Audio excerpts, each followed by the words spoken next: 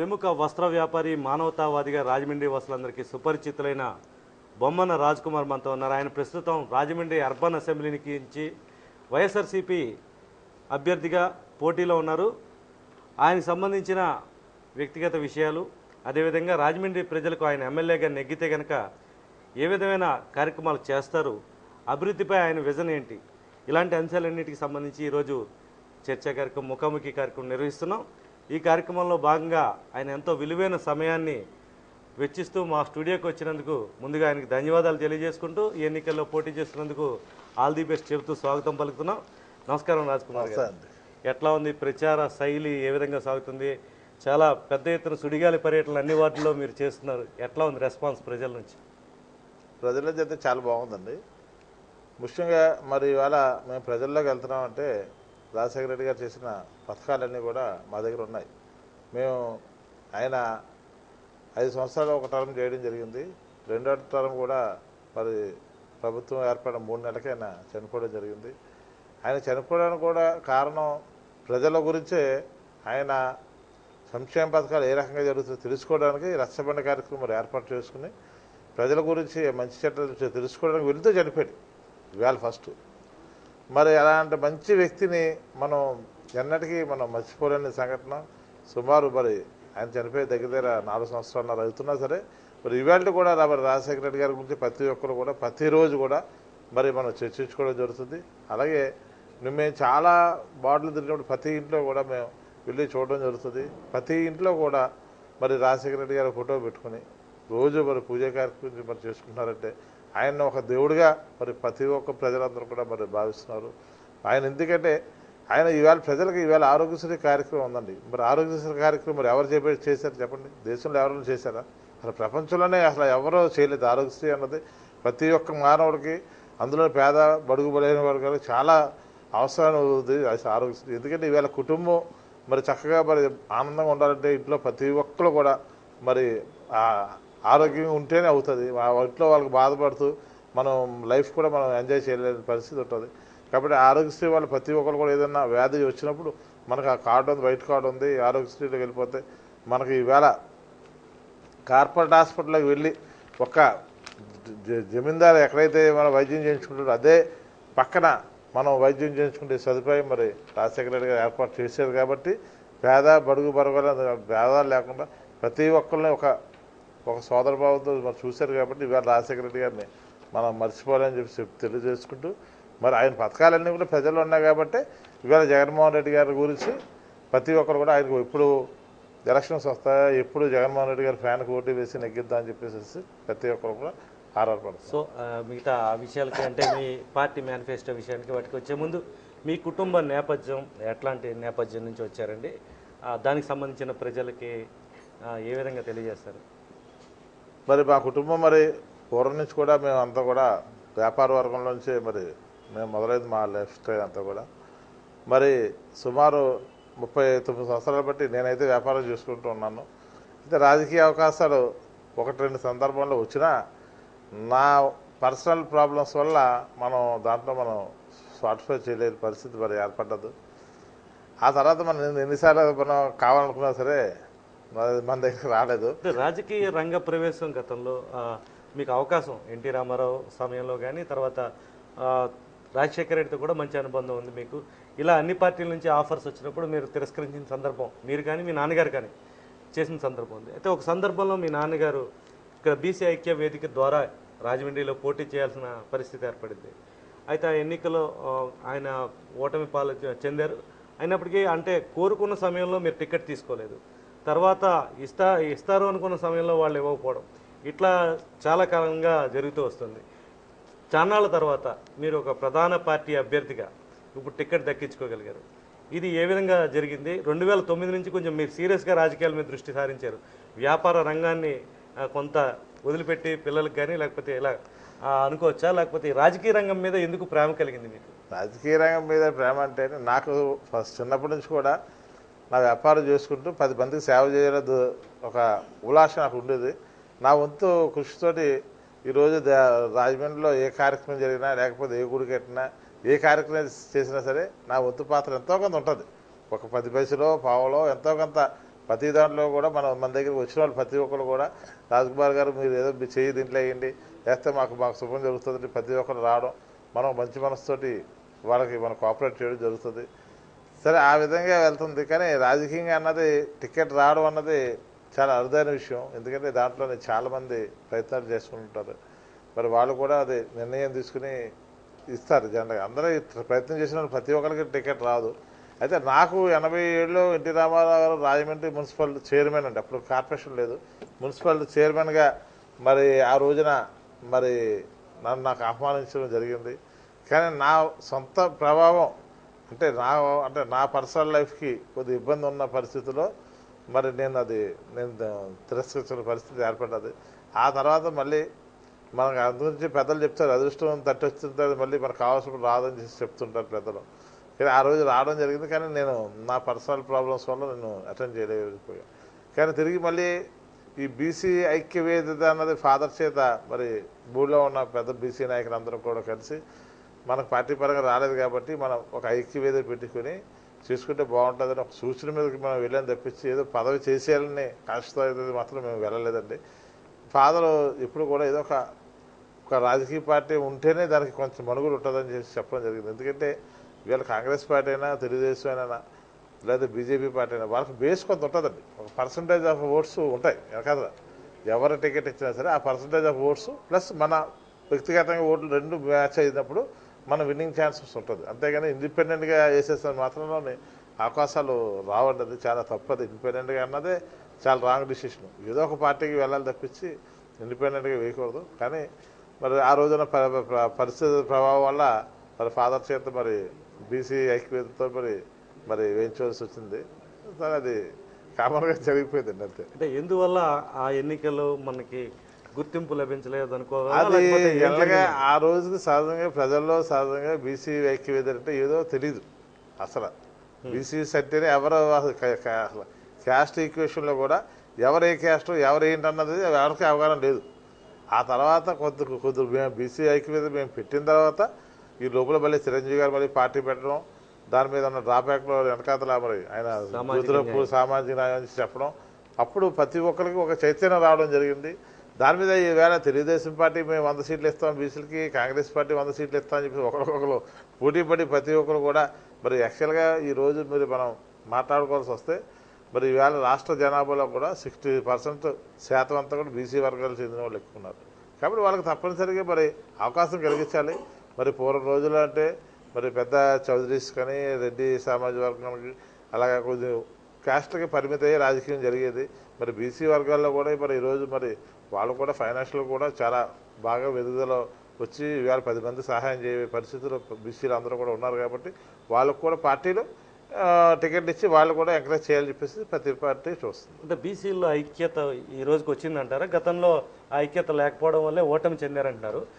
ఇప్పటికీ మార్పు వచ్చిందంటున్నారు. ఇప్పుడు అంటే అన్ని కులాలు ఉండడం వల్ల ఐక్యత లోపించిందనే వాదన లేదండి. బీసీ అన్నది జనరల్గా అది కులంతో సంబంధం లేకుండా జనరల్గా ఒక సామాన్య వర్గానికి చెందిన అందరూ కూడా కలిసి మనవాడు అనుకున్న రోజునే అది ముందుకు వెళ్తా తప్పించి మళ్ళీ బీసీలో వాళ్ళు సపరేట్ క్యాస్ట్ అనుకుంటే మాత్రం దెబ్బతినే పరిస్థితి ఉంటుంది. రాజకీయ పార్టీలు టికెట్ ఇచ్చినప్పటికీ అది మనవాడు అనుకుంటే రోజున అది ఎదురుకు వెళ్తుందండి, లేకపోతే మాత్రం ఇబ్బంది వచ్చే పరిస్థితి ఉంటుంది. రాజ్కుమార్ గారు దాదాపు 2 దశాబ్దాలుగా జర్నలిజంలో ఉన్నప్పుడు మీ నాన్నగారి దగ్గర నుంచి మీ దగ్గర దాకా చూస్తున్నాం.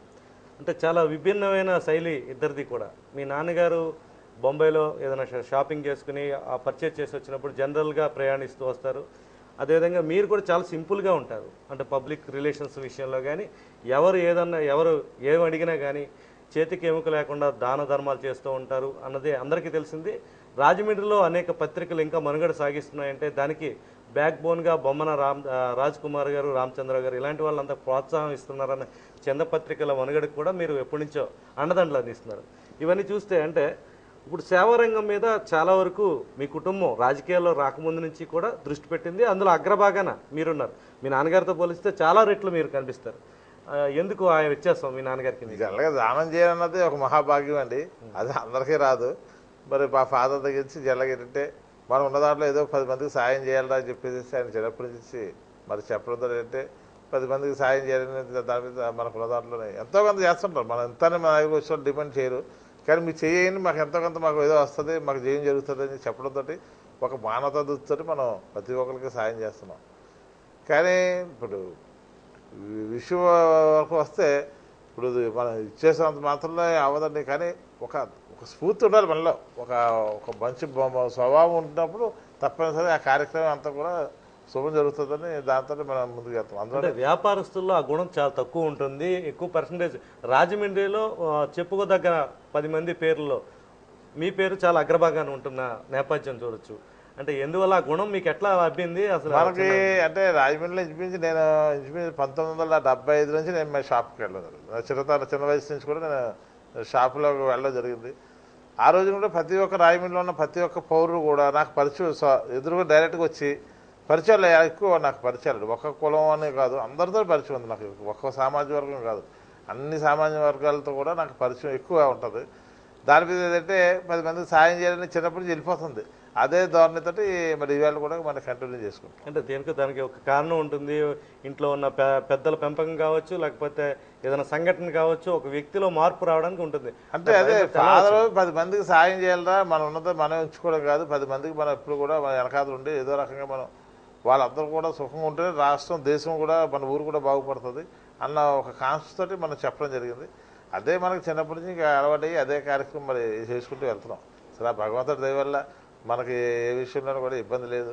అలాగే మనం సంపాదించుకున్నాం 10 రూపాయలు ప్రతి వాళ్ళకి కూడా సాయం చేస్తాం. ఈ కళా సాంస్కృతిక రంగాలకు సంబంధించి కూడా మీకు అవసరం ఉన్నా లేకపోయినా ప్రతి దానికి స్పాన్సర్షిప్ ఎంతో కొంత వహిస్తుంటారు.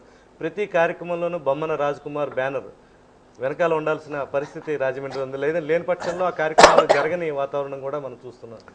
అంటే వాటి మీద ఇంట్రెస్ట్ మా వ్యాపార పరంగా మాకు కొంచెం ఎంటర్టైన్మెంట్ చేసుకోవాల్సిన అవసరం కూడా ఉంది. ఇప్పుడు జనరల్గా ఏంటంటే మేము మా ఒక సంపాదనలో మరి అంటే మా వ్యాపార పరంగా ఉన్న సంపాదన కొంత పర్సంటేజ్ ఎంటర్టైన్మెంట్కి మేము చూపించుకోవాల్సిన బాధ్యత ఉంది. అది ఈ రకంగా ఎవరన్నా వచ్చినప్పుడు జనరల్గా ఏంటంటే పత్రికా రంగం అంటే సాధారణంగా ప్రతి ఒక్కరు కూడా, ఎందుకంటే ఈరోజు మరి ప్రజలకి ఏ విషయాలు చేరాలంటే అది పత్రికా రంగం ద్వారా ఎదరికెళ్తుందండి. వేరే వాళ్ళు ఎవరి ద్వారా చెప్తే అది అయ్యేది కాదు. వేళ సాయంత్రం అయితే మనకి చిన్న పేపర్లో వచ్చి 15 పేపర్లో 14 పేపర్లో మనకి ఉన్నాయండి. మొట్టమొదటిలోని సాక్షి పేపర్ ఉండేది, తర్వాత సంజయ్ పేపరు, సూర్య పేపరు, ఇలాగా చాలా పేపర్లు రావడం జరిగింది. మరి ఇవన్నిటికీ కూడా ఏంటంటే ఎంతో కొంత ఎంటర్టైన్మెంట్ చేయొస్తున్నాం. సర్లే మాకు కూడా ఏంటంటే ఎంటర్టైన్మెంట్ పర్పస్లో మాకు కూడా ఎంతో కొంత చేయాలని చెప్పేసి దాంతో మనం చేయడం జరుగుతుందండి. సార్, ఇప్పుడు ఇక రాజకీయాల విషయానికి వస్తే, అభివృద్ధి విషయానికి వస్తే, రాజమండ్రి పరంగా ప్రధానంగా ప్రజలు ఎదుర్కొంటున్న సమస్యలు ఏమిటని మీరు గుర్తించారు? ఈవేళ మరి రాజమండ్రిలో ముఖ్యంగా మరి మంచినీళ్ళ సమస్య మరి పక్కనే గోదావరి ఉన్నా సరే పూర్తిగా మనం జనానికి ఇవ్వలేకపోతున్నాం.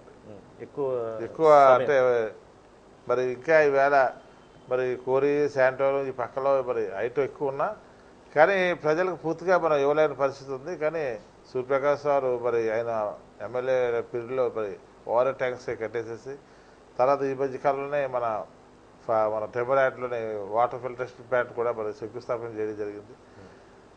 మరి మనిషి మానవుడు అన్న తర్వాత ఉదయం లేచి కానీ సాయంత్రం వరకు కూడా దీంట్లో డబ్బు ఉంది, డబ్బు లేదని కాదు, కానీ నీళ్ళు అన్నది చాలా అవసరం. ఈవేళ మనకు వేసవికాలం వచ్చిందండి. ఈవేళ తాగుదామంటే మరి కనీసం ఒక బిందె నీళ్ళు కూడా ఇవ్వలేని పరిస్థితి మరి ఉన్నది. మరి తొందరలో మరి ప్రజలందరూ కూడా నన్ను ఆదరిస్తారని చెప్పేసి నేను భావిస్తున్నాను.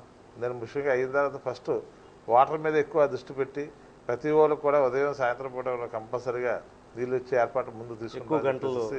ఎక్కువ గంటలు కాకపోయినా వాళ్ళకి ఉదయం సాయంత్రం మరి ఇచ్చే పరిస్థితి మనం చేయగలుగుతామని చెప్పేసి తెలియదు. ఈ కాలుష్యం మీద ఎలాంటి అవగాహన ఉందండి? కాలుష్యానికి సంబంధించి మరి యాక్చువల్గా ఏంటంటే మనకి అప్పట్లో ఏంటంటే పేపర్ మిల్లు ఇప్పుడు మనకి మన చిన్నతనంలో మరి పేపర్ మిల్లు కట్టడం జరిగిందండి.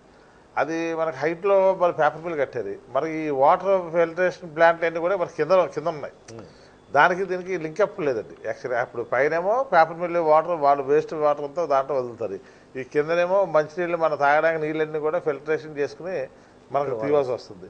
అయితే మరి ఈ పేపర్ మిల్కి వచ్చిన కాల్షియం నీరు ఏదైతే ఉందో దాన్ని ఒక పైప్ లైన్ ద్వారా వాళ్ళు వేస్ట్ పైప్ లైన్ ద్వారా మన ఫిల్టరేషన్ ప్లాంట్కి అవతల పక్క తీసుకెళ్ళి వదిలితే బాగుంటుందని నా ఒక సూచన. దాని మీద తప్పనిసరిగా దృష్టి పెట్టి అది మంచినీళ్ళు మరి నల్లా ఛానల్ కూడా మరి మనకు పైన ఉండడం జరిగిందండి. నల్లా ఛానల్ ఉన్న నీరు కూడా అది పైన మరి వదులుతూ జరిగింది. మొన్ననే మేము మధ్యనే రజకుల సంఘం వాళ్ళు కలిసినప్పుడు వాళ్ళు మరి వాళ్ళ ఇబ్బందులు చెప్పడం జరిగింది. నల్లా ఛానల్ వల్ల వాళ్ళు పడుతున్న బాధలు ఇవన్నీ కూడా మరి చెప్పడం జరిగింది. సో దానికి మరి మేము ప్రభుత్వం రాగానే మరి ఈ రెండింటి మీద కూడా మరి శ్రద్ధ వహించి ప్రజలకు ఇబ్బంది లేకుండా ప్రజలందరూ కూడా ఆనందంగా ఉండేటట్టుగా వాళ్ళకి ఏ రకంగా కావాలంటే ఆ రకంగా చేయడానికి కృషి చేస్తామని చెప్పి తెలియజేస్తాం. ఇప్పుడు ఇంకా ఏమేమి సమస్యలు ఉన్నాయి? ప్రధానంగా ట్రాఫిక్ సమస్య ఒకటి ఎక్కువ మంది చెప్తూ ఉంటారు, అందరూ కూడా రోజు ఫేస్ చేస్తున్న సమస్య అది. దాని మీద మీరు పరిష్కారం ఏ విధంగా ఆలోచిస్తారు? యాక్చువల్గా మరి చెప్పాలంటే మనది ఇప్పుడు ఈ మధ్యకాలంలోనే మనకి మెయిన్ రోడ్డు కొంచెం బజార్ అంతా కూడా ఓల్డెస్ట్ సిటీ అండి. ఇది ఎప్పుడో పూర్వం మనం నిర్మించుకున్నది పాత బజార్ 1000 ఏళ్ల చరిత్ర ఉన్న అసలు. కానీ ఈవేళ మనకి కొద్దిగా అవుటర్ రోడ్స్లోకి షాపింగ్ కాంప్లెక్స్ ఇవన్నీ కూడా రావడం జరుగుతుంది. అలాగే మార్కెట్స్ కూడా మరి బట్టల మార్కెట్ ఏమైనా అప్రాల మార్కెట్ ఏమైనా ఇవన్నీ కూడా అవుట్ సైడ్ తీసుకొచ్చేసేసి మరి వాళ్ళు సుఖంగా ఉండేటట్టుగా ప్లానింగ్ చేసుకున్నారు. అది ఒకసారి అవ్వదు కానీ దాని మీద 10 మందితో పెద్దలతో నిర్ణయం తీసుకుని దాని మీద ఏ రకంగా చేస్తే బాగుంటుందని చెప్పేసి ఆలోచన తీసుకుని అది ముందుకు వెళ్ళడం జరుగుతుంది. తప్పనిసరిగా ట్రాఫిక్ సమస్య మొన్న కూడా మేము ఏదో ఒక సందర్భంగా డాక్టర్స్ వాళ్ళు కలిసినప్పుడు కూడా మరి ట్రాఫిక్ గురించి చెప్పడం జరిగింది. ట్రాఫిక్ మరి అంటే ఈవేళ ప్రతి ఒక్కరు కూడా ఒక సంపాదనను సంపాదించుకుంటారే వాళ్ళు వెహికల్స్ మరి కొనుక్కోలే. ప్రతి ఒక్కరు మానవుడు కూడా పూర్వం సైకిల్ ఉండేది, సైకిల్ ఏమో హీరో మోటార్ సైకిల్ అయిపోయింది, మోటార్ సైకిల్ వల్ల కార్ అయిపోయింది. ఇలా ప్రతి ఒక్కరు కూడా ఏదో ఒక వెహికల్ కంపల్సరీగా మరి కొనుక్కుంటున్నారు. వెహికల్స్ ఎక్కువ అయిపోతుంటే మనకి ప్లేస్ తగ్గిపోయింది, ప్రధానంగా మన ప్లేస్ తగ్గిపోయింది. కాబట్టి దానికి ఏదన్నా పార్కింగ్ ప్లేసెస్ సజెస్ట్ చేసుకుని ఎక్కడన్నా మన మున్సిపల్ సైట్స్ ఏదో ఉంటే తీసుకుని అక్కడ పార్కింగ్ సపరేట్గా పెడితే బాగుంటుందని ఒక చూసిన. నలుగురు పెద్దలు కూర్చోబెట్టి మాట్లాడి దానికి ఎలా బాగుంటుందో అలా ట్రాఫిక్ని మరి ఇబ్బంది లేని పరిస్థితి చేస్తామని తెలియజేస్తున్నాం. క్లీన్ సిటీగా రాజమండ్రిని మార్చడానికి అంటే ఈ చెత్త లేని రాజమండ్రిని తయారు చేయడానికి ఏ విధంగా చేస్తే రాజమండ్రి సుందరంగా ఉండే అంటే ఈ చెత్తతో యాక్చువల్గా కరెంట్ కూడా మనం తయారు చేసుకోవచ్చు. కరెంట్ విద్యుత్ కూడా మనం తయారు చేసుకోవడానికి అవకాశం ఉంది. మరి ఈ చెత్త అంతా తీసుకెళ్ళి ఆ రకంగా కూడా మనం పవర్ ప్లాంటేషన్కి ఉపయోగించుకుంటే బాగుంటుందనే ఒక అభిప్రాయం కూడా ఉంది. తప్పనిసరిగా అది మనం ప్రభుత్వంతో చర్చించి అది ఆ ఫ్లవర్ ప్లాంటేషన్కి సరిపడేట్టుగా చేసుకుంటాం. రాజమండ్రిలో గ్రీన్ వాతావరణం అంటే మొక్కలు లేని పరిస్థితి వల్లే ప్రతి వేసవిలో 50 డిగ్రీల ఎండని ప్రజలు భరించాల్సిన పరిస్థితి ఉంది. దీని మీద ప్రజాప్రతినిధులు పెద్దగా ఏదో వర్షాకాలంలో 4 మొక్కలు నాటి 4 ఫోటోలు దిగి వెళ్ళిపోవడం తప్ప సీరియస్గా ప్రజల్లో చైతన్యం తీసుకొచ్చే కార్యక్రమానికి శ్రీకారం చుట్టుకోవడం లేదన్నది ఎక్కువ వినిపిస్తున్న మాట అండి. మీరు వస్తే కనుక మీరు ఎమ్మెల్యే అంటే ఇప్పుడు లయన్స్ క్లబ్లు, రోటరీ క్లబ్ల ద్వారా క్లబ్స్ ద్వారా మరి మొక్కలు మరి నాటలేదని మనం చెప్పక్కర్లేదు, నాటుతున్నారు. కానీ నాటినప్పుడు మన పైన కరెంట్ వైర్ కూడా చూసుకోవాల్సిన బాధ్యత ఉంటుంది. మన కింద మొక్క వేసేస్తున్నాం, అది పైకి చూడట్లేదు. ఆ కరెంట్ వైర్లు పైన ఉంటాయి. ఆ కరెంట్ వైర్లు ఈ మొక్క పెద్దదైనప్పుడు ఏదంటే కరెంట్ వాళ్ళు వచ్చి ఆ కరెంట్కి అంతరాయం కలుగుతుంది, మొక్కలు కొడేస్తున్నారు. ఎంత పెద్ద మొక్క పెంచిన తర్వాత నిజంగా కొట్టాలంటే చాలా బాధ, మా ప్రాణం ఉసూరు పడుతుంది. కానీ ఏంటంటే అది కొట్టకపోతే మరి కరెంట్ ప్రాబ్లం వస్తుంది, కరెంట్ అస్తమానం పోతుంటుంది. అది మొక్కలు నాటేటప్పుడు ప్రతి ఒక్కరు కూడా రాయమండ్రి వాస్తులు అందరూ కూడా అది పైన కరెంట్ వైర్లు చూసుకుని కరెంట్ వైర్లు లేని సైడ్లో మొక్కలు నాటుకుంటే ఈ గ్రీనిష్ బాగుంటుంది, కాలుష్యం కూడా తగ్గుతుంది చెప్పేసి నేను తెలియజేసుకున్నాను. దానికి ఏంటంటే ఈ క్లబ్స్ అన్నిటి కూడా మనం సపోర్ట్ తీసుకుని వాళ్ళు కూడా ఒక ఇన్స్ట్రక్షన్స్ ఇచ్చి ఆ ప్రకారంగా చేసుకున్నాం. ఎందుకంటే మొక్క మరి ఈవేళ వేస్తే కానీ మనకు పెరగదండి. 1 సంవత్సరంతో పాటు 2 సంవత్సరాలు పెరిగేటికి పెరుగుతుంది. పెరిగిన తర్వాత పైన కరెంట్ వైర్ మనం చిన్నప్పుడు చూడం, మొక్క వేసినప్పుడు మామూలు కింద గొయ్యి తీసేస్తాం, మొక్క నాటేస్తాం. అది పెద్ద అయిన తర్వాత అప్పుడు కానీ మనకు గుర్తురాదు, పైన కరెంట్ వైర్లు ఉన్నాయి ఇది మనం చూడలేదే అన్నది అప్పుడు గుర్తొస్తుంది. మొక్క భవిష్యత్తుని కూడా ఊహించుకుని మనం మా పైన కూడా చేసుకోవాలి. అది ఒక అది సార్. ఇప్పుడు ఈ కుంభమేళా పుష్కరాలు రాబోతున్నాయి. రాజమండ్రికి పుష్కరాలు అంటేనే ఒక గుర్తింపు, రాజమండ్రికి గుర్తింపుకే పుష్కరాలన్న విధంగా ఉంది. ఈ నేపథ్యంలో వచ్చే సంవత్సరం పుష్కరాలు జరుగుతున్నాయి. మీరే ఎమ్మెల్యే కనుక అయితే కనుక ఎట్లాంటి ప్రణాళికతో ముందుకు వెళ్ళే అవకాశం ఉంది? ప్రపంచ స్థాయి, దేశ స్థాయి టూరిస్టులందరూ కూడా రాజమండ్రి వైపు వచ్చే అవకాశం ఉంది. వీరందరినీ ఏ విధంగా సాటిస్ఫై చేసి ఎలాంటి దుస్సంఘటన జరగకుండా మంచి గతంలో జరిగిన విధంగానే ముందుకు తీసుకెళ్ళడానికి ఎలాంటి ప్రణాళిక మీరు? మనకి సూర్యప్రకాష్ సార్ ప్రస్తుత ఎమ్మెల్యే గారు, అంతకుముందు బుచ్చి చౌదరి గారు చేసిన నాయకులు ఉన్నారు, అంతకుముందు చిట్టూరు ప్రభాకర్ గారు చేసిన నాయకులు ఉన్నారు. మరి పెద్దలు వీళ్ళందరూ వాళ్ళు ఎమ్మెల్యే వాళ్ళకు ఒక అనుభవం ఉంది. అలాగే రాజమండ్రికి సంబంధించిన వరకు పెద్దలు చాలామంది మరి పెద్దలు మరి ఉండడం జరిగింది.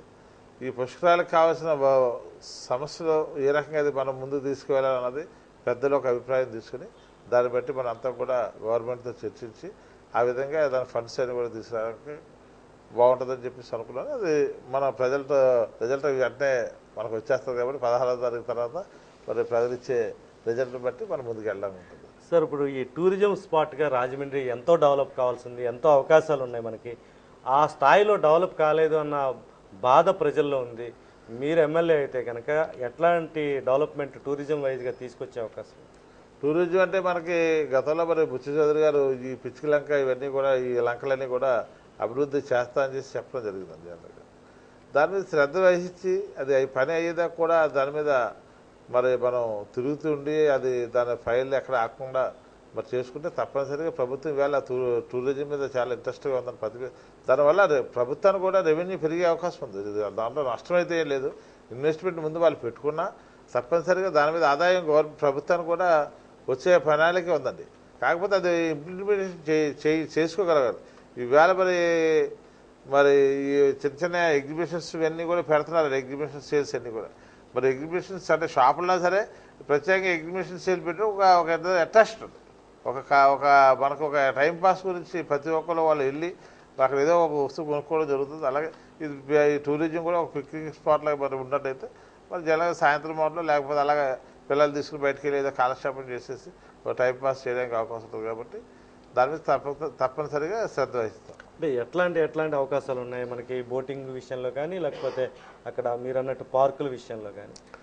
ఇది ఏ విధంగా ఇంకా డెవలప్ చేసే అవకాశాలు ఉన్నాయి? టూరిస్టులు ఎక్కువ మంది రావాలి, ఇక్కడ మీరు అన్నట్టు ఉపాధి అవకాశాలు, వినోదం అన్నీ అందాలంటే ఎలాంటి? మరి ఈవేళ మనకి మన పోలవరం అవతల మరి వెళ్ళడం జరుగుతుందండి. పాపికొండలు ఇవన్నీ వెళ్ళడం జరుగుతుంది. మరి దానికి ఏ విధంగా అయితే మరి బోట్లు అవి కూడా అరేంజ్ చేస్తారో మరి ఈవేళ చూపించి రాయపూర్ నుంచి నాకు తెలిసినట్టుగా 5-6 బోట్లు కంపల్సరీగా రోజు పాపికొండలో వెళ్ళడం జరుగుతుంది.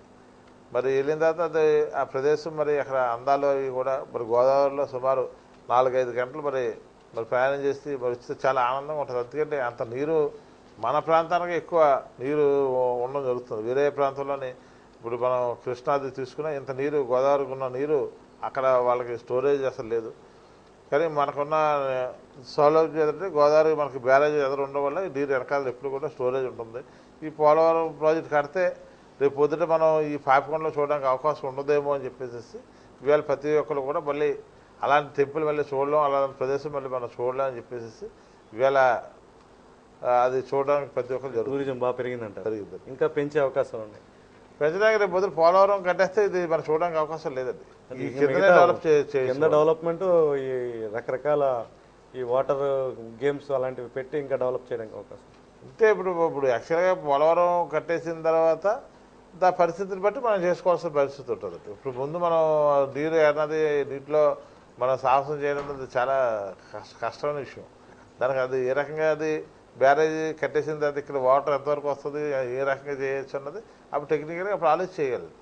ఇక రాజకీయ విషయాలకు వస్తే రాజ్ కుమార్ గారు ఇప్పుడున్న ఈక్వేషన్స్లో 4 ప్రధానంగా అభ్యర్థులు పోటీ పడుతున్నారు మీతో సహా. మిగతా ఇండిపెండెంట్లు కానీ మిగతా పార్టీలు కూడా పోటీ పడుతున్నాయి. ఈ 4లో మీకు విజయ అవకాశాలు ఏ విధంగా ఉన్నాయనుకుంటున్నారు? ఏ ఈక్వేషన్స్ మిమ్మల్ని నెంబర్ 1 ప్లేస్కి తీసుకువెళ్ళే అవకాశం ఉందని మీరు అంచనా వేసుకుంటున్నారు? మాకు రాజశేఖర రెడ్డి గారు ఆదర్శం, వాళ్ళు పనులు చేసి మాకు ఆదర్శం ఫస్ట్. ఇవాళ జనం మా పార్టీకి అభిమానం చూపిస్తారంటే రాజశేఖర రెడ్డి గారు ఉన్న అభిమానం. మరి ఆ అభిమానం జగన్మోహన్ రెడ్డి గారి చేత మరి రాజశేఖర రెడ్డి గారికి ఏ విధంగా అయితే ప్రజలు పట్టం కట్టారో అదే పట్టం జగన్మోహన్ రెడ్డి గారు కూడా మరి పట్టం ఖచ్చితంగా కడతారు. మేము అందరం కూడా ఎమ్మెల్యేలు అవుతామని ఊహిస్తున్నాం. మరి ఈరోజు మరి మొన్ననే మరి ఎలక్షన్స్ కార్పొరేషన్ ఎలక్షన్ జరిగినాయి. మాకు ప్రధానంగా కాంగ్రెస్ పార్టీ అయితే అసలు ఈ 50 స్థానాల్లోనే కనీసం ఒక 20 స్థానాల్లో ఎన్నో వాళ్ళు పోటీ చేయడం జరిగింది. టికెట్ కూడా అడిగిన వాళ్ళు ఎవరు లేరండి. కేవలం తెలుగుదేశం పార్టీ, వైఎస్ఆర్ పార్టీ ఈ 2 పార్టీలే ప్రధానంగా మరి ఎక్కువ మరి అప్లికేషన్స్ రావడం జరిగింది. మా ఇద్దరికే పోటీ జరిగిందండి. కాంగ్రెస్ ఇతర పార్టీతో అయితే మేము పెద్దగా పట్టించుకునే పని అయితే లేదు. అంటే ఒక ప్రచారం అయితే జరుగుతుంది, అంటే మీరన్నది వాస్తవంగా మన కార్పొరేషన్ ఎన్నికల్లో వాస్తవం అయినప్పటికీ తర్వాత కొత్త పార్టీ సమైక్యాంధ్ర రావడం జరిగింది. కాంగ్రెస్ కూడా మళ్ళీ ప్రచారాన్ని వేగవంతం చేసింది. చిరంజీవి చేత స్టార్ క్యాంపెయినింగ్ మొదలుపెట్టింది. సోనియా రాహుల్ కూడా తెలంగాణ పర్యటన ముగిసిన తర్వాత ఈ ప్రాంతానికి వచ్చే అవకాశం. ఇప్పుడు ప్రధానంగా వైఎస్ విజయమ్మ బైబిల్తో ప్రచారం నిర్వహించడాన్ని కొన్ని వర్గాలు జీర్ణించుకోలేకపోతున్నాయి అనేసి, లేకపోతే ఆ బైబిల్ ఆవిడ పట్టుకోవడాన్ని ఇతర మీ విపక్షాలన్నీ కూడా ఆవిడ మీద కొన్ని ఆరోపణలు చేసి అది బైబిల్ పార్టీ అనే ముద్ర వేయడానికి జరుగుతున్న ప్రచారం మీ దృష్టికి వచ్చే ఉంటుంది. ఈ నేపథ్యంలో కొన్ని వర్గాలు దూరం అవుతున్నాయి అనుకుంటారా? బొమ్మన రాజకుమార్ గారికి అన్ని వర్గాలు ఓటు వేసే అవకాశం ఉందంట. జనరల్గా ఆమె కూడా ఒక మన సోదరి తల్లి లాంటిది. ఆవిడ కూడా భర్త మరి సడన్గా చనిపోవడం జరిగింది. భర్త చనిపోయిన తర్వాత మరి కొడుకు మరి రాజకీయంలో యాక్టివ్గా ఉండడం, అతను మరి ప్రభుత్వం అతన్ని జైలు పాలు చేసి సుమారు చాలా ఇబ్బంది పెట్టిన పరిస్థితి జరుగుతుంది. ఆవిడ కూడా ఒక మనోధైర్యం ఉన్నది కావాలి. ఆవిడ బైబిల్ నమ్ముకుంది కాబట్టి బైబిల్ పట్టుకుందని తప్పించి అది బైబిల్ గురించి ఆవిడ ఇప్పుడు ఎవరికి కూడా ఎక్స్ప్లెయిన్ చేసింది అయితే లేదు. నేను బైబిల్ వద్దని కూడా చెప్పదు. జనరల్గా చాలామంది మగవాళ్ళు చాలామంది జనరల్గా సాయిబాబా ఫోటోని, వెంకటేశ్వర ఫోటోని, రకరకాల ఫొటోస్ జేబులో పెట్టుకుంటారు. అంటే ఒక ధైర్యం, వెంకటేశ్వర ఫోటో ఉంది నాకు మంచి జరుగుతుంది అని ఒక ఆశ ప్రతి ఒక్కరికి. అలాగే ఆవిడ ఎలా పట్టుకుని తప్పించి ఆవిడ బైబిల్ గురించి దాని గురించి అయితే మాత్రం ఎవరికి కూడా ఎప్పుడూ దాని మీద ప్రచారం అయితే చేయలేదు. అది ఎవరికున్న అభిప్రాయాలు వాళ్ళే. అంటే రాజకీయ పక్షాలు ఆ విధంగా విమర్శలు, ఆరోపణలు చేయడాన్ని ఏ విధంగా మీరు తిప్పికొడతారు? అది ఆవిడ మనోధైర్యం గురించి ఆవిడ పెట్టుకుని తప్పించి వేరే ఎవరిని ఇబ్బంది పెట్టే పక్షం అయితే లేదని నేను అనుకుంటాను. అంటే మీరు ఏ దేవుడిని నమ్ముతారు? మీరు ఏదైనా అలాగే పట్టుకుని తిరుగుతారు? మనం జనరల్గా ఇప్పుడు మరి మా ఇంట్లో మరి చిన్నప్పటి నుంచి వెంకటేశ్వర ఫోటో పూజ చేస్తారే, తిరుపతి వెళ్ళాలంటారు, అదే అంటారు సహజంగా. ఎవరు ఏ కులంలో అయితే ఎక్కడ ఆ శాఖలు అయితే ఉంటారో ఇప్పుడు మనం తీసుకెళ్ళేసేసి ఇంకొకరి దగ్గర మన చిన్నప్పుడు దత్తత ఇచ్చేస్తారు అనుకోండి, మనం ఆ కులంలో మనం విరుగుతాం. పెద్ద అయిన తర్వాత మనం తెలుస్తారా నువ్వు ఫలానా వాళ్ళు అబ్బాయిరా, నువ్వు ఫలానా క్యాస్ట్ అబ్బాయి మేము తీసుకుని చెప్తారు. అప్పుడు కానీ మనకు తెలియదు. ఇప్పుడు మనం తీసుకెళ్ళి మైనార్టీస్లో మరి జాయిన్ చేశారు ఉదాహరణకి, మైనార్టీస్లో పెరుగుతాం. వాళ్ళ వాతావరణంలో మనం పెరుగుతాం, వాళ్ళ ఆచరణలే మనకు వస్తాయి. ఇవాళ క్రిస్టియన్స్లో మరి పెంపకం ఇచ్చేస్తే ఆ వాతావరణం మనం పెరుగుతాం, అదే వాతావరణంలో పెరుగుతాం. అంతే తప్పించి దానివల్ల అయితే ఉండదని చెప్పేసి నేను అనుకుంటున్నాను. ఇప్పుడు అన్ని వర్గాలు బొమ్మన రాజకుమార్ వైపు ఉన్నాయి అనడానికి ఏ విధమైన నమ్మకం మీకు ఉంది? అంటే మీకు ప్రచారంలో స్పందన తెలుస్తూ ఉంటుంది, ఈ వర్గం ఉంది మనతో, ఈ వర్గం ఉంది. రాజమండ్రిలో అన్ని వర్గాలకి నేనైతే ఆశపడ్డది జనరల్గా ప్రజలకి మనం చాలా సేవలు చేసాం. ప్రజలు కూడా రాజకుమార్ గారికి ఒకసారి ఎమ్మెల్యేకి అవకాశం చేద్దామని చెప్పేసి ప్రజలు అనుకుంటున్నారు.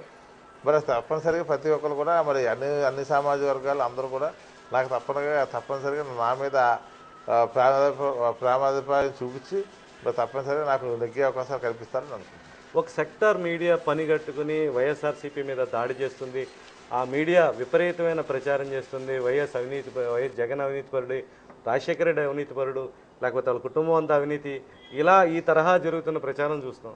అలాగే మీ మీడియా కూడా ఉంది, సపోర్ట్గా వాళ్ళ మీద కూడా బురద చెల్లుతున్న వాతావరణం. జనం అంతా కూడా పత్రికల్ని, మీడియాని విశ్వసించలేని వాతావరణం నడుస్తుంది. ఇప్పుడు వాస్తవంగా ప్రజలు ఎవరిని నమ్మాలి, ఏ విధంగా ఓటు వేసే ముందు ఈ అభ్యర్థిని ఏ విధంగా ఎంచుకోవాలని మీరు అనుకుంటున్నారు? ఈవేళ మరి జగన్మోహన్ రెడ్డి గారు అయితే ఏ విధమైన ఇది చేయలేదు. ఆయన ఓన్గా అది వాళ్ళ ప్రాపర్టీని వాళ్ళు డెవలప్ చేసుకున్నారు, ఎవరిది ఇది చేసేది లేదు. మరి ఈవేళ కోర్టులు చట్టాలు అన్నీ కూడా ఉన్నాయి. ఖచ్చితంగా అది ఆయన ఏ తప్పు చేయలేదని చెప్పేసి మేము అనుకుంటాం. మరి ప్రభుత్వాన్ని మరి ఈవేళ మరి ఆయన ఇంచుమించి 117 నెలలు మరి జైల్లో పెట్టి రకరకాల విచారణ భాగంలో మరి వాళ్ళు ఎంక్వైరీ చేయడం జరిగింది. ఒక ఎంక్వైరీలో కూడా ఆయనకి ఇది తప్పు చేశాడు ఎక్కడ రుజువు చేయలేకపోయింది. ఇప్పుడు ఒక తప్పు చేసినప్పుడు అది రుజువు చేయాల్సిన బాధ్యత కూడా ఉంది, కానీ ఎక్కడ చేయగలిగారండి? ఎంత రాజకీయ కుట్రలో భాగం ఇది. అంటే ఇది సోనియా గాంధీ గారికి ఆవిడకి ఈ జగన్మోహన్ రెడ్డి గారి మీద ఉన్న ఆదరాభిమానం చూసి వారం లేక ఆయన మీద రకరకాలుగా కేసులు ఇరికించడం జరిగింది. సో విపక్షాల విమర్శల్ని ప్రజలు నమ్ముతారంటారా, నమ్మరంటారా? ఎట్లా ఆ ప్రచారాన్ని తిప్పికొడతారు మీరు? ఈవేళ మరి ఆయన జైలుకి వెళ్ళి వచ్చినా ఈవేళ ఆయన మీద ఉన్న ఆదాయం ఎక్కడ తగ్గలేదండి, ఎక్కువైంది ఇంకాని. ప్రతి ఒక్కరు కూడా మరి ఈవేళ మీరు టీవీ రోజు చూస్తున్నారు, రోజు జనరల్గా చూస్తుంటారు. జనరల్గా మరి మాకు జగన్మోహన్ రెడ్డికి లేకపోతే విజయమ్మ గారికి, షర్మిల గారికి వచ్చిన జనం వేరే ఏ పార్టీకి వస్తున్నారు మీరు ఒక్కోసారి ఆలోచించండి. వీళ్ళు చంద్రబాబు నాయుడు గారు కూడా మరి ఒక పెద్ద లీడర్ గారు అయినా కూడా మరి ఆయనకి ఏ రకంగా జనం స్పందన చూపిస్తున్నారు, మా ఒక నాయకుడికి ఏ రకంగా స్పందన చూపిస్తున్నారో మీరు ప్రజల్లోనే తెలిసిపోతుంది. కాంగ్రెస్ పార్టీకి రాజీనామా చేసిన తర్వాత పులివెందుల కడప నుంచి జగన్ పోటీ చేసినప్పుడు అత్యధిక మెజార్టీతో గెలిచారు. అదేవిధంగా ఉప ఎన్నికలు ఎన్ని జరిగినా కూడా అన్నిట్లో కూడా వైఎస్ఆర్సీపీ గెలుస్తూ వచ్చింది. ప్రతిపక్షాలకు ఒక్క సీటు దక్కని వాతావరణం కూడా నడిచింది. ఆ మధ్యన తెలుగుదేశం పార్టీ ఎమ్మెల్యే ఒకరు కృష్ణా జిల్లాలో చనిపోతే అది అందరూ మీ పార్టీ తప్పుకోవడంతో వదిలేయడంతో సింపతితో ఆ పార్టీ ఒక్క సీటు దక్కించుకుంది. ఈ నేపథ్యంలో అసలు ఎందుకు ఇంత పెద్ద ఎత్తున ప్రజల నమ్మకాన్ని కూడా మార్చడానికి మీడియాలన్నీ ప్రయత్నిస్తున్నాయని అనుకుంటున్నారా, లేకపోతే అసలు ఏం జరుగుతుంది, అసలు రాష్ట్రంలో ఏం జరుగుతుందో తెలియట్లేదు. జగన్కి ఆదరణ ఉందని సర్వేలు చెప్తున్నాయి, దాని ప్రకారం కూడా కేసులు పడుతున్నాయి. అదేవిధంగా వాళ్ళ ఫాలోవర్స్ మీద కూడా ఒత్తిడి తీసుకొస్తున్నారు. ఇది ఒక రకంగా ప్రచారం పెద్ద ఎత్తున జరుగుతుంది. దీన్ని ఏ విధంగా ఎదుర్కొంటారు? అంటే మీ సక్రమంగా వైసీపీ కింది స్థాయిలో దాన్ని ప్రజల్లో తీసుకెళ్లడంలో ఎంతవరకు సఫలం అవుతుంది? మరి ఈవేళ మరి బై ఎలక్షన్స్ మనకు జరిగినాయండి. అన్ని చోట్ల కూడా ఇంచుమించు 50,000 60,000 మెజార్టీ రావడం జరిగింది. జనరల్గా ఏంటంటే ఒక 5,000 10,000 జనరల్గా మెజార్టీ జనరల్గా రావడం జరుగుతుంది. కానీ మరి రిజైన్ చేసిన తర్వాత మరి బై ఎలక్షన్లో మరి వైఎస్ఆర్ పార్టీకి 50,000 60,000 మెజార్టీ వచ్చిందంటే చాలా గొప్ప. ఓటింగ్ పర్సంటేజ్ కూడా చూసుకుంటే చాలా ఎక్కువ పర్సంటేజ్లో ప్రజలు ఓట్ చేశారండి. కానీ మరి కొన్ని విషయాలు వస్తే ప్రజలు తప్పనిసరిగా వైఎస్ఆర్ పార్టీ ఉన్న రాజశేఖర రెడ్డి గారు ఏ అయితే పథకాలు ప్రజల్లో కూడా అదే ఆదరణ ఇవాళ కూడా ఉందని చెప్పేసి నేను అనుకుంటున్నాను. దాంతో పార్టీ బాగా ముందుకెళ్తుంది. అంటే ఈ ప్రచారాన్ని బాగా తిప్పికొడుతున్నారంటారా మీ శ్రేణులన్నీ కూడా? ఎలా అంటారు?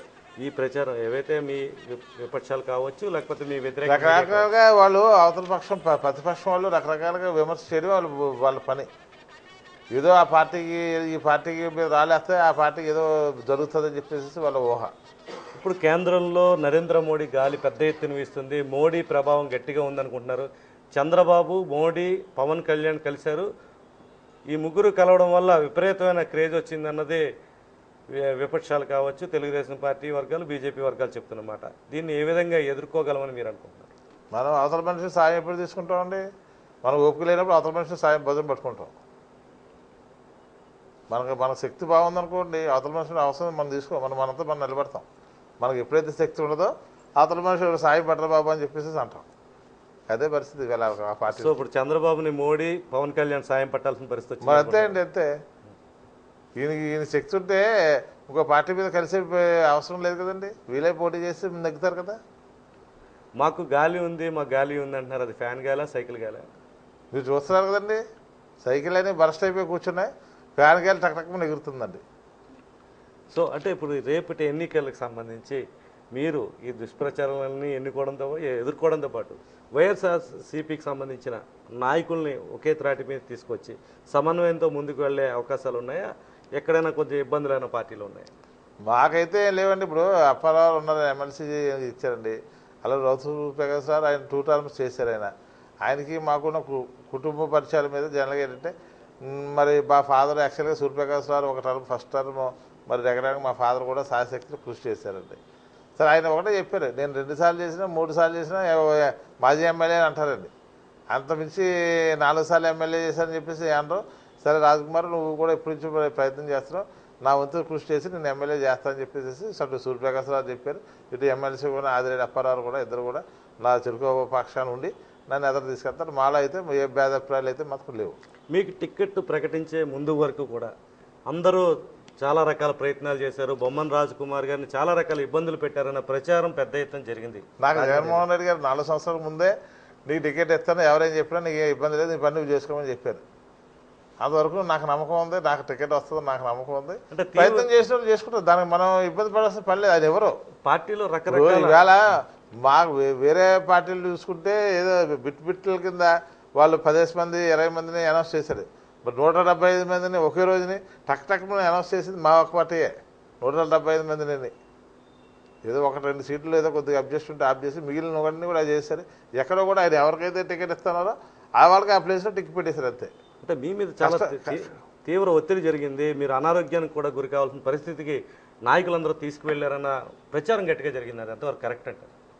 అదేం లేదండి, అసలు జనరల్గా లేదండి. జనరల్గా నా పర్సనల్గా అది కొంచెం ఇబ్బంది వచ్చి కలిగింది తప్పించి పార్టీ పరంగా అయితే మాత్రం కాదు. మీరు ఇలాంటి అవాంతరాలన్నీ ధీటుగా ఎదుర్కొనే సత్తా మీకుందంటారు? ఇబ్బంది అయితే లేదు, అందరూ కలిసిపెట్టి చేసుకుంటున్నామండి. ఎందుకంటే ఇప్పుడు సూర్యప్రకాష్ రావు క్లియర్గా మనస్ఫూర్తిగా చేస్తున్నారు. అప్పారావు ఎలాగే ఎమ్మెల్సీ గారు ఆయనకి ఇప్పుడే ఆయనకి వేరే ఉద్దేశం లేదు. ఏం చేస్తారు, ఆయన మాత్రం చేసిన ఎమ్మెల్యేకి రావాలి. ఆయన ఎమ్మెల్సీ ఎలాగ ఉన్నప్పుడు ఇంకా ఎమ్మెల్యేకి రావాల్సిన అవసరం ఉందండి. ఇంకా కుల సమీకరణ నేపథ్యంలో జగన్ ఒక ఈక్వేషన్లో వైఎస్ఆర్సీపీకి మిమ్మల్ని సెలెక్ట్ చేశారన్న ప్రచారం కూడా ఉంది. ముఖ్యంగా మీ కమ్యూనిటీ ఏదైతే ఈ వస్త్ర వ్యాపారం సంబంధించి పద్మశాలి దేవాంగ కమ్యూనిటీ బలంగా ఉన్న సెక్టారు, అదేవిధంగా క్రిస్టియన్ కమ్యూనిటీ, ముస్లిం కమ్యూనిటీ ఇవన్నీ యాడ్ అవుతాయి. దీంతోపాటు ఇప్పుడు వెల్మా కమ్యూనిటీ నుంచి ఎమ్మెల్సీ ఆదిరెడ్డప్పారావు గారు, తూర్పు కాపు కమ్యూనిటీ నుంచి రౌతు సూర్యప్రకాశ్రావు గారు, ఈ శక్తులన్నీ కలవడం వల్ల ఈజీ అవుతుంది రాజమండ్రి విజయం అని ఒక అంచనా వస్తుంది. ఇవన్నీ నిజంగా కలిసే ప్యాటర్న్స్ అయినా వీళ్ళలో ఏమైనా ఇబ్బందులు అయినా ఉన్నాయా మీకు? ఇప్పుడు జనరల్గా ఏంటంటే పార్టీ అన్నది నాకు టికెట్ అయితే ఒక వేవర్ కమ్యూనిటీ కింద ఆయన సెలెక్ట్ చేసుకోవడం జరిగింది ఫస్ట్. ఎందుకంటే మనకున్న ఇప్పుడు మేము మా పార్టీ పెట్టినప్పుడు అయితే రాష్ట్రం అంతా కూడా కలిసి ఉంటుంది. 295 స్థానాలకి మేము పోటీ చేయొద్దాం.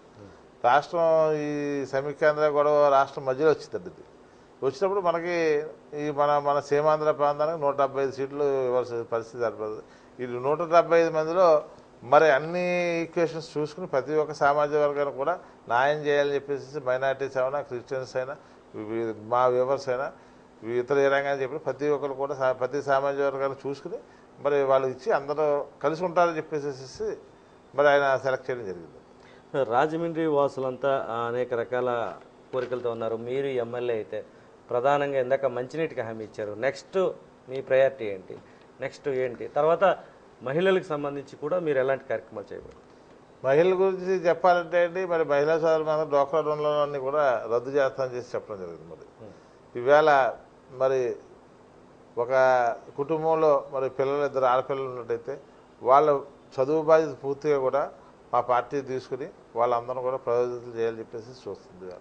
ఈవేళ మరి పిల్లలకి, 2 పిల్లలకి మరి 500 రూపాయలు, 10th క్లాస్ అయితే 700, డిగ్రీ అయితే 1000 రూపాయలు చెప్పినా మరి ప్రభుత్వం భరించి వాళ్ళ చదువుకి కృషి చేసి వాళ్ళంతా కూడా అభివృద్ధి చెందాలని చెప్పేసి మరి ఈవేళ కోరుకోవడం జరుగుతుంది. మరి అదేవిధంగా రాజశేఖర రెడ్డి గారు కూడా ఫీజు రియంబర్స్మెంట్ ఇచ్చి అన్ని సామాజిక వర్గాలు కూడా ఆదుకున్నారు. ఈవేళ ఎంతోమంది డాక్టర్లు చదివారు, ఇంజనీర్లు అయ్యారు, కలెక్టర్లు అయ్యారు. వీళ్ళంతా మరి చదువుకోవడానికి సరైన సదుపాయం లేక వాళ్ళు చదువుకోలేకపోయారు. అది ఫీజు రియంబర్స్మెంట్ ఎప్పుడైతే రాజశేఖర రెడ్డి గారు ప్రకటన చేశారో దాంతో చాలామంది చదువుకోవడానికి అవకాశం కలిగింది. ఈవేళ మేము కూడా ప్రతి ఒక్క కుటుంబంలో కూడా చదువు ముందుకు వెళ్ళాలని చెప్పేసి అమ్మఒడి పథకం అని చెప్పేసి మరి జగన్మోహన్ రెడ్డి గారు ప్రవేశపెట్టడం జరుగుతుంది. అలాగే మహిళా సోదరులందరూ కూడా డ్వాక్రా రుణాలు అన్నది అవన్నీ కూడా రద్దు చేస్తామని చెప్పడం జరిగింది. అలాగే ఈవేళ గ్యాస్ సిలిండర్ మీద ఉన్నది, దాని మీద సబ్సిడీ కొంత మరి ప్రభుత్వం భరిస్తుందని చెప్పడం జరిగింది. ఈవేళ కరెంటు ఛార్జీలు ఉన్నాయండి, మరి కరెంటు ఛార్జీలు విపరీతంగా పెరిగిపోయింది. దానికి మరి 175 యూనిట్లకి 100 రూపాయలలోనే తీసుకుని మిగిలినంత సబ్సిడీ ఇస్తామని చెప్పడం జరిగింది. సో ఇవన్నీ ఇదైతే మళ్ళీ మీరు ఛాంబర్ ఆఫ్ కామర్స్కి రాజమండ్రిలో చాలా కాలం అధ్యక్షులుగా కూడా పనిచేశారు. వర్తకులందరితో కూడా మంచి సన్నిహిత సంబంధాలు ఉన్నాయి. వర్తకులందరూ కూడా మీ వెంటే ఉన్నారన్న ప్రచారం కూడా ఉంది. ఈ నేపథ్యంలో వర్తకులకి చాలా రకాల సమస్యలు, వ్యాట్ సమస్య కావచ్చు, టర్నోవర్ ట్యాక్స్ విషయంలో కానీ గతంలో కూడా మీరు, అశోక్ కుమార్ జైన్ గారు ఇలాంటి వాళ్ళందరూ పోరాటం చేయడం జరిగింది, రౌతు సూర్యప్రకాశ్రావు గారు. ఇప్పుడు వర్తకులు ఎదుర్కొంటున్న సమస్యలకు సంబంధించి ప్రభుత్వంతో పోరాడి వాళ్ళకి ఎట్లాంటి మంచి చేసే ఆలోచనలు ఉన్నాయి మీ దగ్గర? ఇవాళ ఛాంబర్ ఆఫ్ కామర్స్ అన్నది వర్తకుల గురించి, శేషు గురించి మేము ప్రెసిడెంట్ చేస్తాం. జనరల్గా వర్తకులకి ప్రభుత్వానికి ఎప్పుడైనా ఇబ్బంది వచ్చిన పక్షంలో మేము వర్తకుల తరఫున మేము ప్రభుత్వాన్ని రిప్రజెంటేషన్ చేసి వర్తకులకు న్యాయం చేయడానికి మేము పూర్తిగా ప్రయత్నం చేస్తాం. దాంట్లో మేము అది ఎంత ఎమ్మెల్యే అయితే వాళ్ళకి చేసే న్యాయం ఏంటి, అది సమస్య వచ్చిన దాన్ని బట్టి చెప్పగలుగుతాం. ప్రస్తుతం వర్తకులకి సమస్యలు లేవు, ఇప్పుడు సమస్యలు అయితే లేవండి, అంతా కూడా బాగానే ఉంది. జనరల్గా ఇబ్బంది వచ్చినప్పుడు తప్పనిసరిగా అది వాళ్ళకి ఇబ్బంది లేని పక్షంలో ప్రభుత్వంతో మాట్లాడి చర్చించి వాళ్ళకి న్యాయం జరిగేటట్టు చూస్తాం. అంటే రాజమండ్రి ఇదివరకు ఉభయ గోదావరి జిల్లాల్లో సెంటర్ పాయింట్ బిజినెస్కి, ఇక్కడికి వెళ్తే ఏ వ్యాపారం పెట్టుకున్నా కానీ బాగా రాణించే పరిస్థితి. కాలక్రమంలో అది వ్యాపారాలన్నీ కూడా ఏ వ్యాపారం అయినప్పటికీ కూడా స్ప్రెడ్ అయిపోయి ఇతర ప్రాంతాలకు వలస వెళ్తున్న పరిస్థితి. ఇప్పుడు రాజమండ్రిలో వ్యాపారం పెట్టుకున్నా రాణిస్తుందో లేదో అనే వాతావరణం కొంత కొనసాగుతుంది. వర్తకులు అంటే రకరకాల ప్రాంతాల నుంచి వచ్చి పెట్టుకోవడం వల్ల కూడా ఇది గత వైభవాన్ని తీసుకురావడానికి మీరు ఏ విధంగా ఆలోచన చేస్తారు? వర్తకులు హ్యాపీగా ఇక్కడ టీ కొట్టు దగ్గర నుంచి ఏ బిజినెస్ పెట్టుకున్నా రాణిస్తారు అన్నది. జనరల్గా జన పాపులేషన్ పెరుగుతుందండి. పాపులేషన్ పెరిగేటప్పటికి జనరల్గా ఏంటంటే ఈ షాప్స్ పెరుగుతాయి. జనరల్గా అంతమించి ఇదేం లేదండి. జనరల్గా ఎవరు మరి వ్యాపార పరంగా చెప్పాలంటే మరి ఎవరు వెరైటీస్ మెయింటైన్ చేస్తారో వాళ్ళకి బేరం ఉంటుంది. వెరైటీ గాల్లో దీపం పెట్టుకుని అది వెలిగిపోతే ఎలాగ ఆ దీపం కూడా సక్రంగా వెలిగేటట్టుగా దాన్ని బందోబస్తు చేసుకోవాల్సిన పరిస్థితి ఉంటుంది. కొత్త తరహా వ్యాపారాలతో వ్యాపారం మరి అది మరి నేచర్ ఆఫ్ బిజినెస్ మరి ఏదైతే ఉందో దానికి తగ్గట్టుకు మనం కూడా ముందుకు ప్రయాణం చేసుకుంటూ వెళ్ళాలి. అంతేగాని నేను పెట్టానంటే అది సరిగ్గా సాగట్లేదంటే వెరైటీ లేకపోతే ఎవరు కొనుక్కుంటానండి. వెరైటీ కూడా ఇప్పుడు మార్చుకోవాలి కదా. రాజ్ కుమార్ గారు, మీ దగ్గర పనిచేసే కార్మికుల నుంచి మీరు బాగా చూసుకుంటారు, వాళ్ళకి ఒక ప్రత్యేక కాలనీ కూడా కట్టించారని చెప్తూ ఉంటారు. అంటే వర్తకులు చాలామంది ఆ వెల్ఫేర్ విషయంలో కొంత వెనుకబాటుగా ఉంటారు. వ్యాపారమే వాళ్ళకి వ్యాపారంలో వచ్చే లాభాపేక్ష మీదే ఉంటారు. మీరు ఆ కార్మికులకు సంబంధించి కాలనీలు కట్టించడం లేకపోతే వాళ్ళ వెల్ఫేర్కి సంబంధించి ఒక ప్రత్యేక దృష్టి పెడతారు. మీరు ఎమ్మెల్యే అయితే కనుక రాజమండ్రి ప్రజలకి ఇట్లాంటి వెల్ఫేర్ కార్యక్రమాలు ఏమేమి చేద్దాం అనుకుంటున్నారు? ప్రభుత్వ పరంగా ఏదైతే స్కీమ్స్ ఉంటాయో అన్నీ కూడా చక్కగా ప్రజలు అందేటట్టుగా మనం చూస్తాం. ఫస్ట్ అందరికీ ఏదైతే ఉందో అన్నీ కూడా ఆ పథకాలన్నీ కూడా ఖచ్చితంగా ప్రజలకు అందేటట్టు చూస్తాం. ఇంకపోతే మా షాపు గురించి చెప్పడం జరిగింది. ఇవాళ నేను కూడా చిన్నప్పుడు మరి నా చిన్నతనంలో కూడా మేము సామాన్య కుటుంబం నుంచి వచ్చిన వాళ్ళమే. కష్టకాలన్నీ కూడా మాకు తెలుసు. ఈ స్థితికి వచ్చామంటే మా కార్మికులే మా చేయూత. కాబట్టి వాళ్ళకి చేయవలసిన బాధ్యత నాపై ఉంది. నేను ఇవాళ పెద్ద షాపు అయ్యానంటే దానికి వాళ్ళంతా కూడా నాకు పూర్తిగా సహకరించారు. కాబట్టి నేను ₹4 డబ్బులు సంపాదించుకోవడం అయింది. నేను సంపాదించుకున్న దాంట్లో వాళ్ళు ఏదో కాస్త మంచి చెడ్డ చూడాల్సిన బాధ్యత నా మీద ఉంది. కాబట్టి నేను చూశాను. రేపు పొద్దున నేను ఎమ్మెల్యే అయిన తర్వాత ప్రజలకు ఏదైతే సంక్షేమ పథకాలు ఉంటాయో అవన్నీ కూడా ప్రతి ఒక్కరు కూడా ఏది కూడా వేస్ట్ కాకుండా ప్రతి ఒక్క కుటుంబానికి చెందేటట్టుగా మనం చేస్తాం. నేను సరదాగా కూడా ఇవాళ ఎమ్మెల్యే అవ్వాలన్న సరదా కూడా నాకు ఒక ఏదో ప్రజల అందరూ కూడా 10 మందికి మనం 10 రకాలుగా ఉపయోగపడి చేయాలని ఒక కాన్స్తో నేను వచ్చానండి. నాకేదో పదవి మీద పిచ్చోనే అయితే మాత్రం కాదు. అంటే చాలామంది మీ దగ్గర కూడా అని ఉంటారు, మీలాంటి మంచి వ్యక్తులు రాజకీయాల్లోకి రాకూడదు, లేకపోతే మీలాంటి వాళ్ళు ఎందుకండి రాజకీయాల్లోకి రావడం అనే మాట మీకు ఎక్కువ వినిపించుంటుంది. ఎల్లకాలం చేయగలిగింది మనం ఒకసారి ఒక 5 సంవత్సరాలు మన ప్రజలకి వాళ్ళకి మనం ప్రభుత్వం తరఫున అన్నీ కూడా సక్రమంగా చేయాలని ఒక కాన్స్టిట్యూట్ రావడం జరుగుతుంది.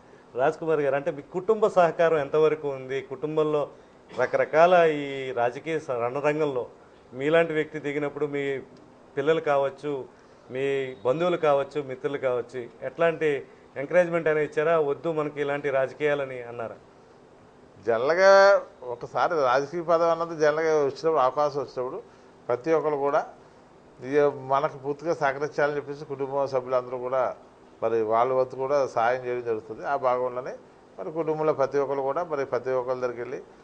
రాజ్ కుమార్ గారు, ఇప్పుడు పవర్ కట్ చూసాం మనం. పవర్ కట్ చాలా తీవ్రంగా ఉంది. రాజమండ్రి వాసుల్ని పవర్ కట్ నుంచి విముక్తి చేయాలంటే ఏ విధంగా అవకాశం ఉంది? మరి కనీసం మనకు పెద్ద ఇండస్ట్రీ పేపర్ మిల్ ఉందండి. పేపర్ మిల్ ద్వారా మనం పవర్ తీసుకోవడానికి అవకాశం ఉంటుంది. ఒకవేళ మనం అది తీసుకున్నట్టయితే మనకు విద్యుత్ రేటు కూడా చాలా తక్కువ పడుతుంది. ₹10 నుంచి రూపాయలు పడుతుంది ఛార్జ్. దాని మీద తప్పనిసరిగా దృష్టి పెట్టడం జరుగుతుంది తప్పనిసరిగా. అదేవిధంగా రాజమండ్రిలో ప్రధానంగా రోడ్ కమ్ రైలు వంతెన, హ్యావలాక్ వంతెన టూరిజం స్పాట్ చేయాలన్న ప్రజల అందరి కోరిక. మీరు గెలిస్తే కనుక అది ఖచ్చితంగా అట్లాగా దాన్ని చేద్దాం అనుకుంటున్నాను. ఇవాళ రోడ్ కమ్ రైల్ బ్రిడ్జ్ ఉందంటే యాక్చువల్గా మనకి దాంతో మరి జక్కంపూడి రామ్మోహన్ రావు ఉన్నప్పుడు కూడా ఆ బ్రిడ్జిని మరి రిపేర్ చేయడం జరిగింది. కానీ కిందని ట్రైన్ వెళ్ళడంతో పైన మరి ఆఫ్ చేసి ట్రైన్స్ ఆఫ్ చేస్తే కానీ పైన రిపేర్ చేయడానికి అవకాశం లేదండి. ఒక కాంక్రీట్ వేయాలన్నా ఏదో వేయాలన్నా సరే ఇలాగ వాళ్ళు వేస్తున్నారు, అలా ట్రైన్ వచ్చేస్తుంది. ఒక క్షణం కూడా ఖాళీ లేని పరిస్థితి.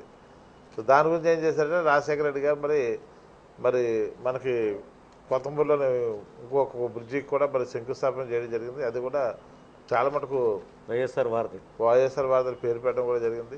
మరి తయారైపోతుంది. మరి అది తయారైనట్టయితే మరి ఈ బ్రిడ్జి మరి ముఖ్యంగా కూడా ట్రాఫిక్ కూడా మనకి సిటీలో ఎంటర్ అవ్వకుండా బయట నుంచి వెళ్ళిపోయే అవకాశం కూడా ఉంది కాబట్టి ఉంటుంది. మరి ఈ బ్రిడ్జి కూడా మరి ఆ రోజుల్లో మరి జాకూర్ హుస్సేన్ గారు మరి ప్రారంభించడం జరిగింది. 1977-78 ప్రాంతంలో మరి ఆ బ్రిడ్జి ఓపెన్ చేయడం జరిగిందండి. ఇది మనకి కానీ ఆ bridge road come rail bridge 2 అటాచ్మెంట్తో ఉండడంతో కొద్దిగా అది సరిగ్గా చేయట్లేదేమో చెప్పేసి నేను అనుకుంటున్నాను. దాన్ని ఏ విధంగా బాగు చేయాలనుకుంటున్నాను. చేయడానికి కింద ట్రైన్ వెళ్తుందండి. సెంట్రల్ గవర్నమెంట్ వాళ్ళు అసలు ట్రైన్ ఆఫ్ చేయడానికి ఎట్టి పరిస్థితుల్లో మనకు పర్మిషన్ ఇవ్వరు. ఆఫ్ చేస్తే చేయడానికి అవకాశం. ఫోర్త్ బ్రిడ్జ్ ఒకటే మనకు మార్గం. మరి అది ఆ బ్రిడ్జి తయారైతే ఆటోమేటిక్గా మరి ఇది కొంచెం ట్రాఫిక్ పూర్తిగా తగ్గిపోతుంది. మెయిన్ రాయమండ్రి నుంచి వెళ్ళే ట్రాఫిక్ కూడా బయట నుంచి అలా బయటకు వెళ్ళిపోయే అవకాశం ఉంది. ప్రతిరోజు అలా వెళ్ళడం వల్ల మనకి వాళ్ళకి కూడా జర్నీ కూడా కలిసి వస్తుంది, కిలోమీటర్లు కూడా తగ్గిపోతుంది. ఇలా తిరిగి వెళ్ళే పరిస్థితి కూడా ఉండదు. రాజ్ కుమార్ గారు, మీరు అనేక మంది నేతలతో కలిసి పనిచేయడం జరిగింది. రాజకీయాల్లోకి రాకముందు నుంచి కూడా మన తూర్పుగోదావరి జిల్లాలో ఉన్న పెద్ద పెద్ద నేతలు, ముఖ్యంగా జక్కంపూడి రామ్మోహన్ రావు గారు, స్వర్గీయ జక్కంపూడి రామ్మోహన్ రావు గారి దగ్గర నుంచి ఉండవల్లి అరుణ్ కుమార్ గారి దగ్గర, గోరంట్ల బుచ్చే చౌదరి గారి దగ్గర, ఇలాంటి సీనియర్ నేతలందరి దగ్గర మీరు రాజకీయాల్లో వచ్చే ముందు తర్వాత కూడా కలిసి అనేక కార్యక్రమాల్లో కానీ సేవా కార్యక్రమాల్లో కానీ అనేక రకాలుగా పాల్పంచుకున్న సందర్భం ఉంది. వీరి నుంచి మీరు ఎలాంటి పాయింట్స్ గ్రహించారు? రాజకీయాల్లోకి వస్తే కనుక ఎట్లాగా మౌల్డ్ అవ్వాలి, ఏ విధంగా ఉండాలన్నది మీరు వాళ్ళ నుంచి ఎలాంటి పాయింట్స్ గ్రహించారు? జనరల్గా ఇప్పుడు రామ్మోహన్ రావు అంటే కాంగ్రెస్ పార్టీ అండి, బుచ్చి చౌదరి గారు ఉన్నారంటే తెలుగుదేశం పార్టీ. వాళ్ళిద్దరు కూడా అసలు ఇద్దరు కూడా పడే పరిస్థితి అయితే లేదు, ఎవరిది వాళ్ళది ఉంటుంది. ఏసీవీతో కూడా మంచి సన్నిహితంగా ఉండేవారు. ఈశ్వరరెడ్డి గారు కూడా చాలా మంచి వ్యక్తి అయినా ఆయన మరి 2 సార్లు మరి మున్సిపల్ చైర్మన్ చేశారు, ఒకసారి మరి ఎమ్మెల్యే కూడా చేయడం జరిగింది. పాపం ఆయనకి ఆఖరి వయసులో కూడా అసలు ఆయన హెల్త్ విషయంలో కూడా చాలా ఇదిగా మరి ఉండేవారు. ఎలాగా ఏంటంటే ఒక రిస్ట్రిక్ట్గా చేస్తుండేవారు. ఎక్కడ పడితే అక్కడ ఎవరింటికైనా గప్పుకుని అన్నీ తినేసేవారు, ఏం కాదు. ఒక సిస్టమేటిక్గా లైఫ్కి ఎంజాయ్ చేసేవారు. కానీ ఆయన చనిపోతారని చెప్పేసి, తర్వాత చనిపోతారని చెప్పేసి మనం ఎక్స్పెక్ట్ చేయలేదు. కానీ అలాంటి పెద్దవాళ్ళ అందరూ అనుభవం కూడా మనకు కొంతవరకు అవగాహన ఉంది. అంటే వాళ్ళ దగ్గర నుంచి ఎలాంటి విషయాలు గ్రహించారు మీరు? రాజకీయాలు ఎలా ఉండాలి, పబ్లిక్తో ఎలా ఉండాలి, ఇలాంటివి ఈ పాయింట్స్లో ఏమి గ్రహించారు మీరు? అంటే ఇప్పుడు మనకు డిఫరెంట్ ఆఫ్ పార్టీస్ ఉన్నాయి ఇక్కడ. తెలుగుదేశం పార్టీలతో రాజ్ కుమార్ గారికి సంబంధం లేదు కదా, అందరూ మీ దగ్గర. తెలుగుదేశం అభిప్రాయ ప్రకారంగా బుచ్చి చౌదరి గారు ప్రయాణం చేసేవారు. మరి రామ్మోహన్ రావు అంటే కాంగ్రెస్ దీంతో ఆయన ప్రయాణం చేసేవారు. ఏదైనప్పటికీ ఇద్దరు కూడా ఒక ప్లేస్లో ఉండేవారు కాదు. రామ్మోహన్ రావు రూరల్ నుంచి పోటీ చేసేవారు, బుచ్చి చౌదరి గారు టౌన్ నుంచి పోటీ చేసేవారు. వీళ్ళిద్దరికీ కూడా ఒకరికొకరు క్లాష్ వచ్చే పరిస్థితి అయితే ఎప్పుడు లేదు. జనరల్గా ఇప్పుడు ఎవరి అభిప్రాయాలు వాళ్ళే. ఇప్పుడు జనరల్గా రామ్మోహన్ రావు అంతా రూరల్లో వ్యవసాయం ఇవన్నీ కూడా వాళ్ళకి అలాగే ఉండేది. బుచ్చి చౌదరి గారు ఓన్లీ టౌన్, మన వ్యాపార వర్గాలు ఈ సంబంధాలు ఎక్కువ మరి ఏర్పాటు చేసుకోవడం జరిగింది జనరల్గా. సో ఇప్పుడు నిన్న మొన్నటి దాకా భారతీయ జనతా పార్టీతో తెలుగుదేశం పార్టీ పొత్తు కుదిరే వరకు మీకు ప్రధాన ప్రత్యర్థి గోరంట్ల బుచ్చే చౌదరి గారనే ప్రచారం ఉండేది. బుచ్చే చౌదరి గారు పొత్తు కారణంగా రాజమండ్రి రూరల్కి మారాల్సి వచ్చింది. ఇప్పుడు రంగంలో ఉన్న అభ్యర్థులందరూ కొత్తవారే. ఈ ఈక్వేషన్స్ ఇవన్నీ కూడా బుచ్చే చౌదరి గారు ప్రత్యర్థి కాకపోవడం, ఇవన్నీ ఏమనిపిస్తున్నాయి మీకు? ఈ ఎన్నికల్లో ఎట్లాంటి అవకాశాలు కల్పిస్తున్నాయి? జనరల్గా మన ప్రత్యర్థి ఎవరైనా మనం యుద్ధానికి వెళ్తున్నామండి. యుద్ధంలో ఎవరు జయిస్తారన్నది మనం చెప్పలేం, స్టార్టింగ్లో మనం చెప్పలేం. కానీ యుద్ధానికి వెళ్ళినప్పుడు అవతల వ్యక్తి కూడా బలమైన వ్యక్తి అని చెప్పేసి మనం వెళ్ళాలి. అదండి. అంటే బుచ్చే చౌదరి గారే మీ ప్రత్యర్థి అయి ఉంటే ఎలా ఉండేది మీ వ్యూహం? ఎవరన్నా ఒకటే, మా పార్టీ చేసిన సిద్ధాంతాలు మాకు వినడం. మా పార్టీ ఏదైతే ఒక ప్రజలకి సేవ చేయాలనే ఉద్దేశం ఉందో అదే మా ఎన్నెంక. అది ఆ స్ఫూర్తితో మేము ఎదరికి వెళ్ళిపోతాం. ఇప్పుడు మొన్న విజయమ్మ పర్యటన పూర్తయింది రాజమండ్రిలో. రేపు రాబోయే రోజుల్లో జగన్ షర్మిల పర్యటనలు ఏమైనా ఉన్నాయని, ఇంకా ఎట్లాంటి స్టార్ క్యాంపెయినింగ్? అలాగే వాళ్ళైతే జగన్మోహన్ రెడ్డి గారు అవనండి, షర్మిల అవ్వండి, విజయమ్మ గారు అవనండి, ఒక్క క్షణం కూడా ఖాళీ లేకుండా వాళ్ళు ప్రచారం బాగుండాలి. మరి ముగ్గురు కూడా మరి ప్రచారం చేసి పార్టీని మరి ఎదరు తీసుకెళ్ళడం గురించి ప్రతి ఒక్క చోట కూడా కాన్వర్సింగ్ చేయడం జరుగుతుంది. మరి వారు వస్తే చాలా సంతోషం. మాకు కూడా ఇంకా ఆదరణ ఎక్కువ, పర్సంటేజ్ ఆఫ్ ఓట్స్ ఎక్కువ పెరుగుతారని మేము ఆశిస్తున్నాం. ఇప్పుడు రంగంలో రాజమండ్రి అసెంబ్లీ, అర్బన్ అసెంబ్లీలో ముగ్గురు ప్రధాన అభ్యర్థులు మీరు కాక ముగ్గురు ఉన్నారు అభ్యర్థులు మీకు ప్రత్యర్థులుగా. ఇందులో ఎవరు బలమైన వాళ్ళుగా గ్రహిస్తున్నారు? బీజేపీ టీడీపీ బలపరిచిన డాక్టర్ ఆకుల సత్యనారాయణరావు గారు, సమైక్యాంధ్ర పార్టీ నుంచి శివరామ సుబ్రహ్మణ్యం గారు, కాంగ్రెస్ పార్టీ నుంచి వాసంశెట్టి గంగాధరరావు గారు. ఇందులో బలమైన ప్రత్యర్థి ఎవరని భావిస్తున్నారు?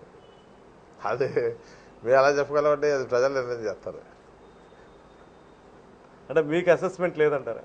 అసెస్మెంట్ అంటే మాకుంటాయి కానీ ప్రజలు నిర్ణయం తీసుకుంటారు, అది మేము చెప్పకూడదు. అది ఇప్పుడు ఈ రేపటి ఎన్నికలకు సంబంధించి వైఎస్ఆర్ పార్టీని, ఫ్యాన్ గుర్తుని ఎందుకు బలపరచాలని మీరు ప్రజల్ని కోరుతున్నారు? వాళ్ళకి రాబోయే రోజుల్లో మీ పార్టీ నుంచి లభించే హామీలు కానీ, వాళ్ళకి వరాలు కానీ ఏమేంటి? ఫైనల్గా మన సమయం మించిపోతుంది, మీరు ఫైనల్గా ఇచ్చే మెసేజ్ ఏంటి వాళ్ళకి? మా ఒక మేనిఫెస్టోలో మరి ప్రజలకు ఇవ్వడం జరిగిందండి. మరి మా ఒక పార్టీ అధికారంలోకి వస్తే ప్రజలను మరి ఏ విధంగా మేము చూసుకుంటున్నామో మా మేనిఫెస్టోలో రిలీజ్ చేయడం జరిగింది. అంటే ఆ మేనిఫెస్టోని తూచా తప్పకుండా అమలు చేస్తానంట. ఖచ్చితంగా అండి. So thank you very much Raj Kumar గారు, మీ విలువైన సమయాన్ని మా స్టూడియోకి వచ్చి వెచ్చించినందుకు ఆల్ ది బెస్ట్ చెప్తూ, థ్యాంక్ యూ. ఒక మానవతావాదిగా, రాజమండ్రిలో ప్రముఖ వ్యాపారిగా, అన్ని పత్రికలకి కూడా ఆక్సిజన్ అందించే వ్యక్తిగా బొమ్మన రాజ్ కుమార్ గారి బ్రాండ్ రాష్ట్ర వ్యాప్తంగా అందరికీ తెలిసిందే. ఆయన్ని మళ్ళీ పరిచయం చేయాల్సిన వ్యక్తి కాదు, అందరికీ తెలిసిన వ్యక్తి. ఆయన ఈ ఎన్నికల్లో విజయం సాధించాలని కోరుకుంటూ ఇంతటితో ఈ మీట్ ది పీపుల్ కార్యక్రమాన్ని ముగిస్తున్నాం. మరో అంశంలో మళ్ళీ కలుద్దాం. అంతవరకు సెలవు. నమస్కారం.